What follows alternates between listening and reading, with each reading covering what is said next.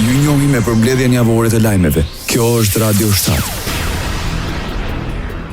Shqipëria dhe Mali e Zi do të përfitojnë rreth 200 milionë euro nga plani i rritjes i vendeve të Ballkanit Perëndimor. Premtimi vjen nga komisionerja për zgjerimin Marta Kos në kuadër të takimit mes ministrave të jashtëm të 27 vendeve anëtare dhe 6 vendeve të rajonit. On the growth plan implementation, it's running well, and in the next day we will disburse close to 200 million for Montenegro, Albania and Montenegro.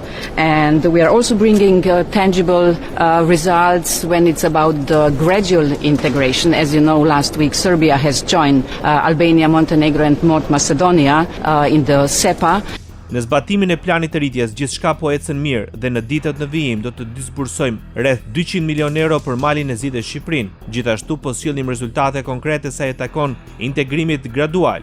Pasi siç e dini, javën e kaluar Serbia ju bashkua Shqipërisë, Malit të Zi dhe Maqedonisë së Veriut në SEPA. Ndër të tjera, Marta Kos tha se në takim do të diskutohet dhe për samitin e radhës BE Ballkanit Perëndimor, që do të mbahet më 5 qershor në Podgoricë.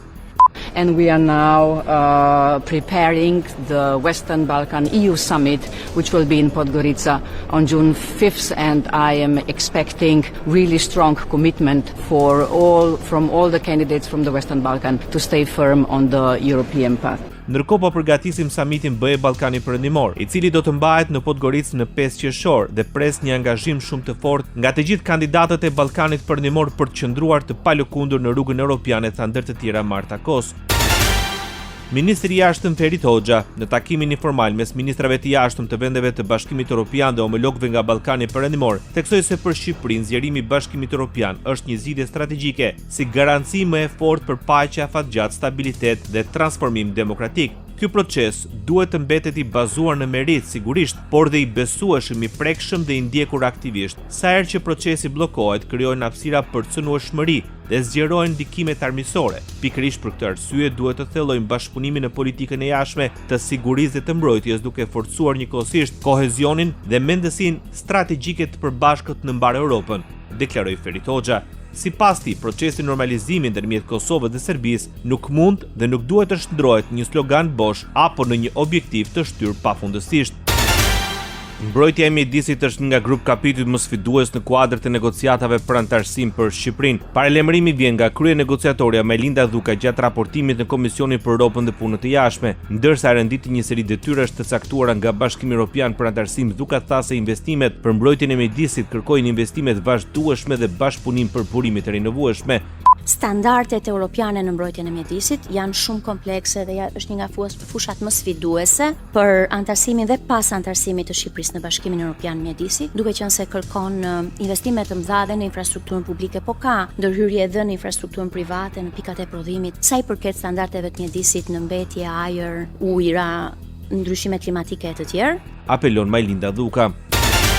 Në kryetare e Komisionit për Politikën e Jashtme, Albana Vokshi kritikoi qeverinë për mungesë transparence në procesin e integrimit.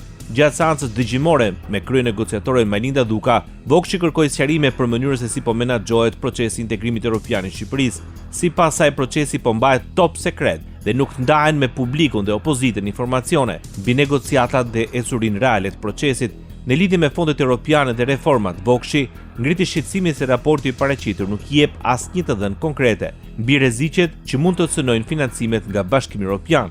Qeveria prodhon shumë raporte, por ka pak dhe as pak rezultate reale, tha Vokshi. Sipas saj, kryeministri Edi Rama nuk e dëshiron realisht integrimin evropian të Shqipërisë, ndryshe nga më shumë se 90% e shqiptarëve. Ekonomi.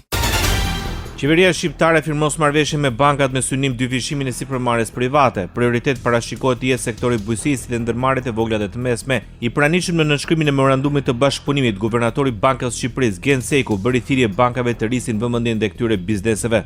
Sektori bankar shqiptar ka shënuar një progres të dukshëm në drejtim të rritjes së kreditimit. Portofoli kredisë për sektorin privat shënoi vlerën e 907 miliard lekëve në fund të muajit mars 2026. Po ashtu kredia për sektorin privat ka shënuar një rritje mesatare vjetore rreth 15% gjatë 2 viteve të fundit, ose afërsisht 107 miliard lekë në vit. Ndërkohë që kredia e re e dhënë gjatë vitit 2025 ishte rreth 423 miliard lekë. Kredi me norma të ulta interesi, garanci sovrane dhe grante financimi është projekti i qeverisë në ndihmë të ndërmarrjeve të vogla dhe të mesme. Ministri i Financave Petri Tmale, i pranishëm në ceremoninë e nënshkrimit të memorandumit të bashkëpunimit, nënvizoi se sipërmarrjet e vogla dhe të mesme përbëjnë shtyllën kryesore të ekonomisë shqiptare. 78% e vlerës së shtuar në ekonomi vjen nga ndërmarrjet e vogla dhe të mesme. Pra kjo tregon që sektori ku janë të përfshirë ndërmarrjet e vogla dhe të mesme janë një nga sektorët të cilët kanë peshën kryesore në ekonomi, si në prodhim, si në shërbim dhe në gjitha aktivitetet e tjera ekonomike. Sipas tij, synimi është t'i mbështesim jo vetëm në rritjen e kapaciteteve, por dhe tek digitalizimi, eficiencë e energjisë dhe fusha të tjera. Kjo nismë do të mbështetet fillimisht me linjën e kredisë të çelur tashmë nga Banka e Shqipërisë në vlerën 250 milion euro, linjë kredi e cila do të ofrohet me norma të ulta interesi, pra kredi të buta, të cilat do të jenë norma edhe më të ulta se sa ato që ofrohen aktualisht nga sektori bankar.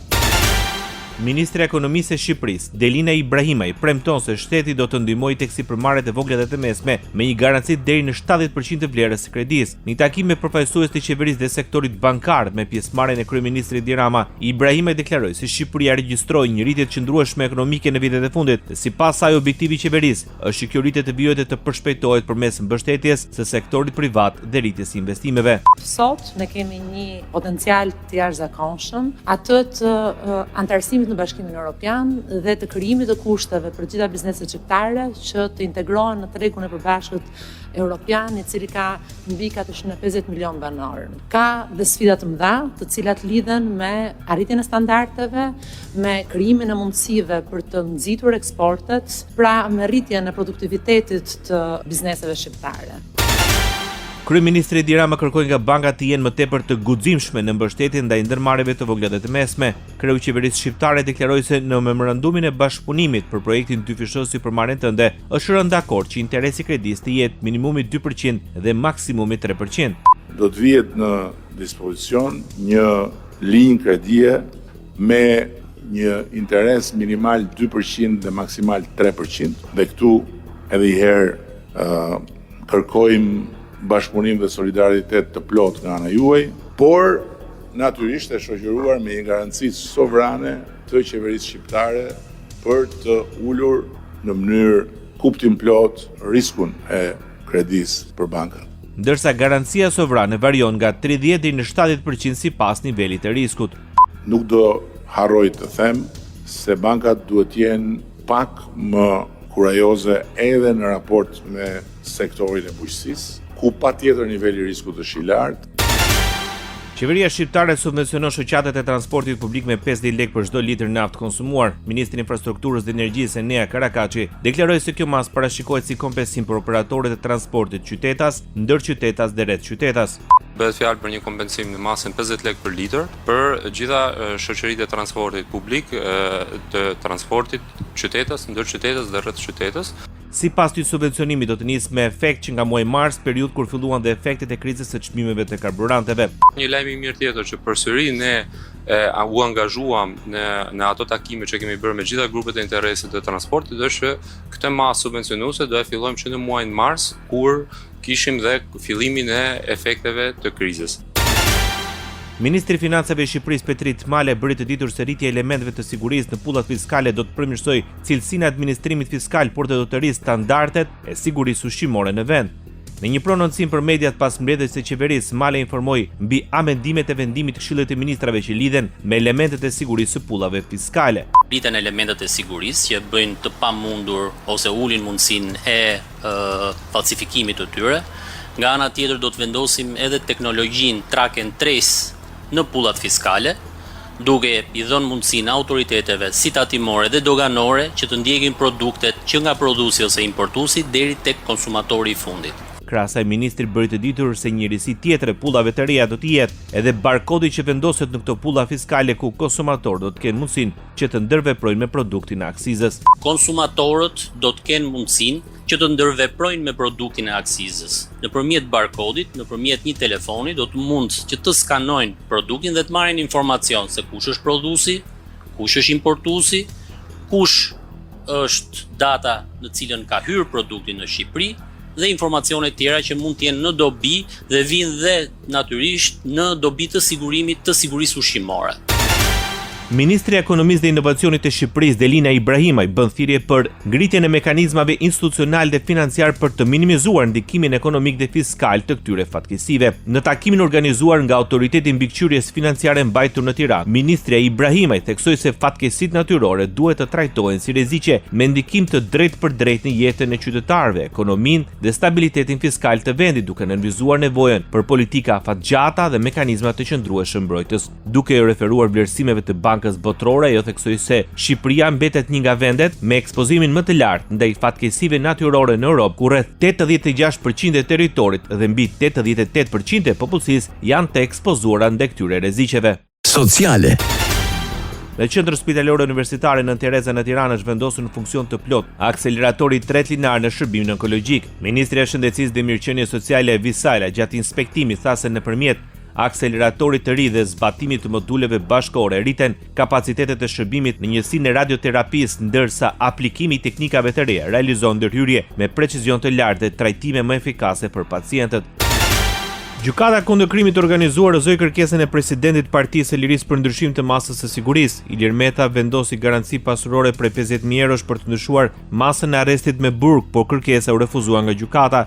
Me herët Kujtim Cakrani kërkoi masë më të lehtë referuar vendimit unifikues të gjykatës së lartë për paraburgimet, por prokurori SPAK, Sotir Klapi, lexoi ndryshe vendimin e gjykatës së lartë, duke ja kaluar barën e provës palës mbrojtëse. Pak ditë më parë, gjykata e lartë liroi shkreun e akshit Mirlinda Karçanajin të akuzuar për grup kriminal.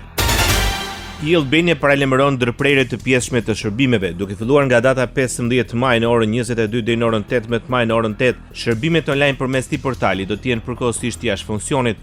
Shkak është bërë përditësimi të dhënave. Në kuadër të përmirësimit të infrastrukturës teknologjike dhe rritjes së performancës së shërbimeve publike online, portali Albania do të nënshtrohet një procesi përditësimi dhe optimizimi teknik, thuhet të njoftimit zyrtar. Ndoqet përmbledhjen javore të lajmeve. Kjo është Radio 7, zëri pozitiv i qytetit.